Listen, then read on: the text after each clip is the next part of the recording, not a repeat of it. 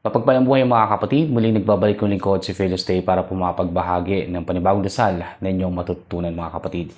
Pero bago tayo dumako sa aking dasal na ituturo mga kapatid, so nais ko muna sabihin sa inyo na tuwing sagradong araw po ng Martes at Biyernes, so meron po tayong tawas sa papel kung gusto nyo pong malaman or gusto nyo makita kung ano itsura na gumagambala po sa inyo, pwede po kayong magpatawas sa papel sa akin.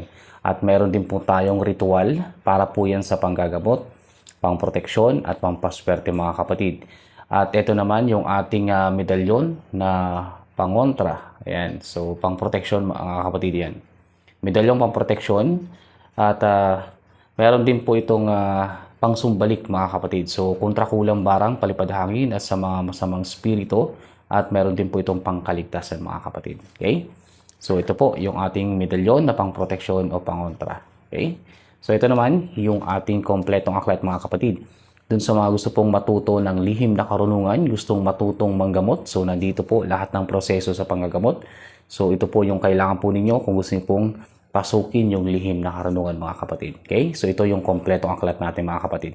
So sa lahat ng mga gustong magparitual, magpatawas sa papel, kumuha ng gamit natin, medalyon at saka yung aklat natin. So direktang i-message lang po ako sa aking messenger. So nasa baba po yung link ng aking messenger mga kapatid. Okay? So, yung ating mga dasal ituturo ngayon mga kapatid ay tungkol po ito sa panggagamot ng mga orasyon. Okay? So, 3 orasyon yung aking ibabahagi. So, una na orasyon nating ibabahagi ay tungkol po ito sa orasyon gamot sa rayuma mga kapatid.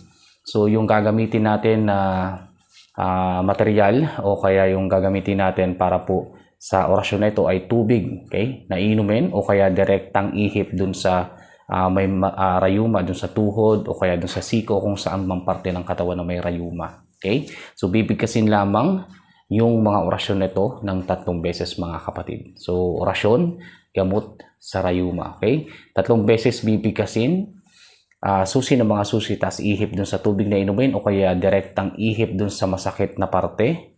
Okay? Na may rayuma o kaya masakit na parte sa inyong katawan. Okay? So, yun po yun, yung unang orasyon nating ituturo. Okay? So, yung pangalawa naman ng mga orasyon, kapatid, ito naman, yung orasyong gamot sa namamaga o bukol. Ayan. So, orasyon naman ito para po dun sa mga may mga bukol sa katawan o may mga namamaga, dulot ng bukol o kaya yung sugat sa katawan. So, namamagang mga parte sa katawan. Okay? So, pwede po yan. Yung orasyon na ito, gamitin po ninyo, bibigkasin lang din ng 3 beses. Ayan.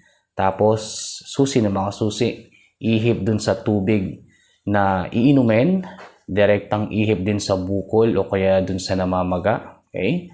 So, o kaya dun sa pantapal. Okay? Pwede po sa pantapal mga kapatid. Ihip po dun sa pantapal. Isusulat nyo muna yung orasyon. Bibigkasin yung dasal or dadasalin yung nakasulat dun sa pangdikit o sa lompas 3 beses. Tapos susi ng mga susi, tas isip yung dasal dun sa salompas o yung pangdikit. Tapos tsaka nyo ididikit dun sa may bukol kung saan man parte sa inyong katawan.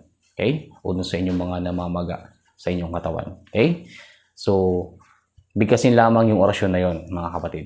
Okay? So, sumunod naman, yung pinakahuli nating ituturong orasyon ay tungkol pito sa orasyon upang mabilis makatulog mga kapatid. So, ito, kailangan po ninyo kung nahihirapan po kayong makatulog, hindi kayo makatulog agad para kayong ma-insomnia. Gabi nahihirapan kayong makatulog, so pwede nyo pong gamitin yung orasyon na ito. Okay? So, bibigkasin lamang yung orasyon na ito ng 3 beses at ihip dun sa tubig na inumin. Okay?